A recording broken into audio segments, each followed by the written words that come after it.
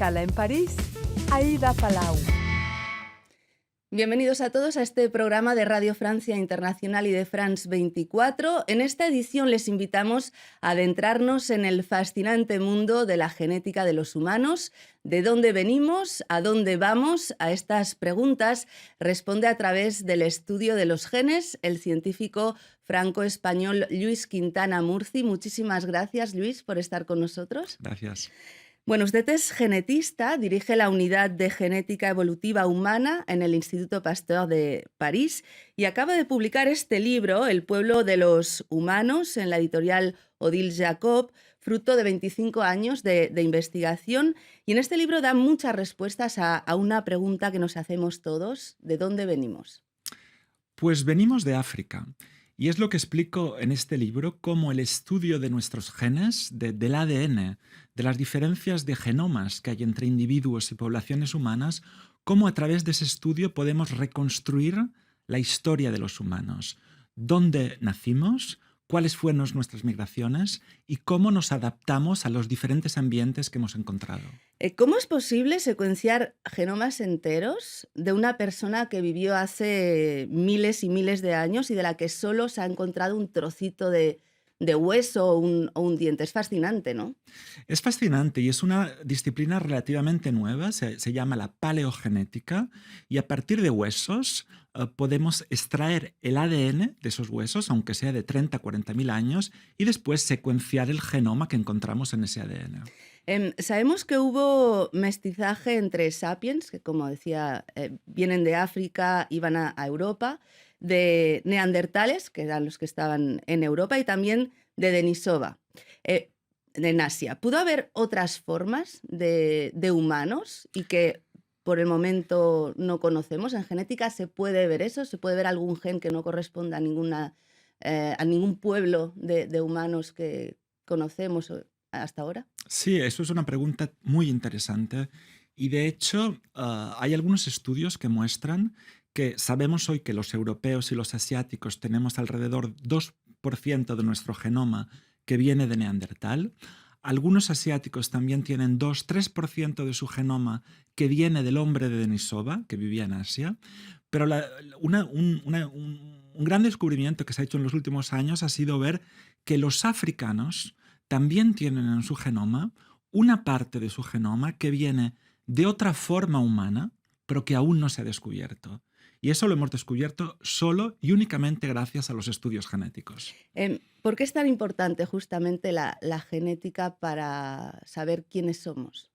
Porque la genética, a diferencia de la arqueología o la paleoantropología, no se basa en vamos a buscar allí y vamos a ver si encontramos huesos de alguien. La genética nos da la oportunidad de estudiar nuestro genoma entero y comparando los genomas de diferentes poblaciones humanas podemos completamente reconstruir la historia de nuestra especie. O sea, que ahí están todas las huellas de miles y miles de años de evolución. Las huellas de nuestras migraciones, las huellas de cómo nos hemos adaptado al frío, a los patógenos, las huellas de cómo nos hemos mezclado con otras especies o simplemente entre diferentes poblaciones humanas. Justamente el encuentro del Homo sapiens con el hombre de Neandertal en Europa va a ser determinante para que el hombre pueda adaptarse no solo a las condiciones climáticas, también a virus y bacterias. ¿De qué manera se adapta? Hombre, uno tiene que pensar que cuando nuestros ancestros salieron de África, llegaron a Europa, hace unos 60.000 años, y en Europa encuentran un ambiente completamente diferente, frío y otras enfermedades infecciosas.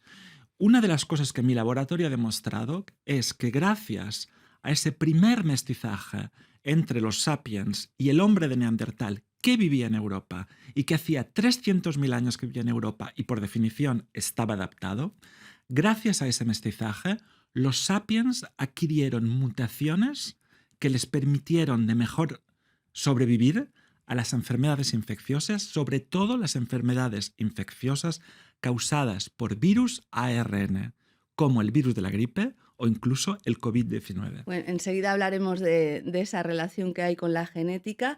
Podemos decir que, bueno, gracias a ese mestizaje entonces estamos aquí. Sí, una de las cosas que desarrollo mucho en este libro es cómo el mestizaje, que sea con otras formas humanas como los neandertales o simplemente entre poblaciones humanas modernas, nosotros, ha sido un facilitador, ha dado una aceleración a la adaptación de nuestra especie al ambiente. El mestizaje nos ha permitido de mejor sobrevivir. Hay muchos datos sorprendentes en este libro, El pueblo de los humanos. La adaptación a condiciones extremas puede cambiarnos genéticamente. Y un ejemplo muy sorprendente es el que comenta en el libro, un pueblo en Indonesia que es capaz de aguantar bajo el agua 13 minutos. Explíquenos. Nosotros podemos aguantar bajo el agua máximo 1 o 2 minutos. Este pueblo pasa 60% del día a pescar, a hacer pesca submarina. Entonces, este pueblo, que se llaman los Bajau, han adquirido una mutación genética que hace que pueden pasar mucho más tiempo en apnea, es decir, sin respirar. Y gracias a esta mutación genética pueden pasar 13 minutos bajo el agua. Un ejemplo inédito de adaptación extrema. ¿Y cuánto tiempo lleva que los genes se adapten? O sea, ¿son cuestiones de miles de años? Son cuestiones de miles de años, porque no nos olvidemos que al principio, para que un gen se adapte, tiene que aparecer una mutación, y una mutación aparece en un individuo. Y para que esa mutación pase a la población, son miles de años. Cuando los sapiens llegan a Europa tienen que adaptarse al frío, lo comentábamos, a la falta de sol. ¿Cómo se traduce eso en la evolución humana? ¿Cómo eran los primeros europeos? Pues los primeros europeos, hoy se sabe que gracias a los estudios de genética y de paleogenética, que tenían la piel oscura, pero los ojos azules. Es decir, los ojos azules llegaron primero que la piel clara. Y después empezaron a perder la pigmentación de la piel porque necesitaban perderla, porque la vitamina D se sintetiza gracias al sol. Y en latitudes en las que vivimos, en las que hay mucho menos sol que en África, necesitamos perder la pigmentación de la piel, y es por esto que hoy tenemos la pigmentación clara. Su especialidad es el estudio de la diversidad del genoma a través de las poblaciones humanas y su relación con las enfermedades infecciosas. En los genes se lee la huella genética de los virus y las bacterias que han contribuido a esas mutaciones genéticas. ¿Se lee? ¿Se puede leer? ¿Se ve? Absolutamente. Esto es una de las especialidades de mi laboratorio aquí en el Instituto Pasteur, es leer en nuestro genoma cuáles han sido los patógenos que han dejado huellas en nuestro genoma y dónde han dejado huellas. Porque eso quiere decir que si han dejado huellas en genes en especial, que esos genes son los más importantes para poder resistir a las enfermedades. En el libro hay un capítulo dedicado al coronavirus y, según explica, la herencia neandertal nos hace más vulnerables al COVID-19. Es decir, la gente que tiene más porcentaje de neandertal tiene más chances de acabar en el hospital, ¿no?, que los que no tienen. Explíquenos por qué. Es un poco más complicado. Es decir, 16% de los europeos tenemos una serie de mutaciones neandertales que aumentan de 60% el hecho de desarrollar un COVID severo. Pero no todo es tan simple, porque después 30% de otros europeos tenemos otras mutaciones de neandertal que en ese caso nos protegen y disminuyen de 22% las chances de desarrollar un COVID severo. Entonces, la herencia neandertal en nuestro genoma es un poco doble. O sea, que es un poco, o sea, nos puede beneficiar y también nos puede perjudicar ante los virus.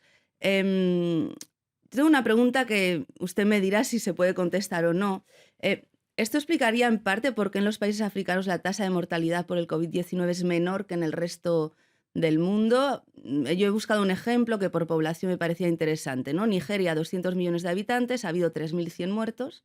México, con 130 millones de habitantes, ha habido al menos 300.000 fallecidos. No sé si se puede establecer una relación con los genes. Con la parte neandertal no, por el momento. Con los genes estamos en ello, la comunidad científica. Aún conocemos relativamente poco cómo la genética aumenta nuestras chances de desarrollar un COVID severo, pero no somos solo un envoltorio de genes. en África y otras cosas que pueden explicar esto, como un seguimiento epidemiológico menos bueno y también el hecho que hace mucha más calor. Y como sabemos, el calor es el mayor enemigo de este virus. ¿Y de qué manera el COVID-19 puede transformar nuestra genética? Es decir, el humano dentro de un tiempo se habrá modificado genéticamente para no ser vulnerable a la COVID-19. Para eso nos tendríamos que ver y tendríamos que hacer otra entrevista de radio dentro de 3.000 o 4.000 años.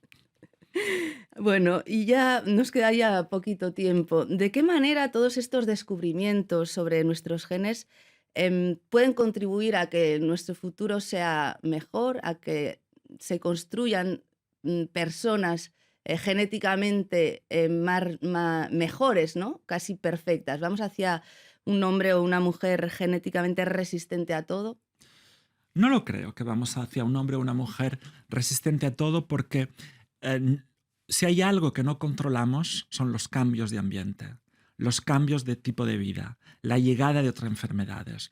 Hacia lo que sí vamos es que el conocimiento genético de nuestros genomas entre diferentes individuos o poblaciones va a ayudar a que podamos desarrollar lo que se llama una medicina de precisión, una medicina más personalizada que utilizará nuestra genética, pero también nuestro modo de vida, lo que comemos, todos esos microbios que viven con nosotros para adaptar más los tratamientos médicos a cada persona y evitar efectos secundarios. Para eso se necesitan bastantes medios financieros, ¿no? Para poder desarrollar ese tipo de medicina. Exactamente, pero creo que no estamos lejos. Dentro de unos 10 años vamos a empezar a ver la llegada de la medicina personalizada. Bueno, pues este libro, Le Peuple des Humains, está de momento en francés, El pueblo de los humanos, en la editorial Odile Jacob, y yo quería preguntarle para cuándo este libro en español, porque seguramente nuestros oyentes y telespectadores quieren saber si lo pueden leer en español. Pues sí, estamos en ello y dentro de unos meses estará disponible en español. Igual no tendrá el mismo título, pero estoy muy contento que se traduzca en español porque los lectores hispanoparlantes les va a gustar mucho este libro. Pues muchísimas gracias, Luis Quintana Murci, por haber estado con nosotros. Gracias a vosotros. Y muchísimas gracias a todos ustedes por habernos acompañado. Ya saben que nos pueden seguir también por internet en rfimundo.com y en france24.com. Hasta pronto, amigos.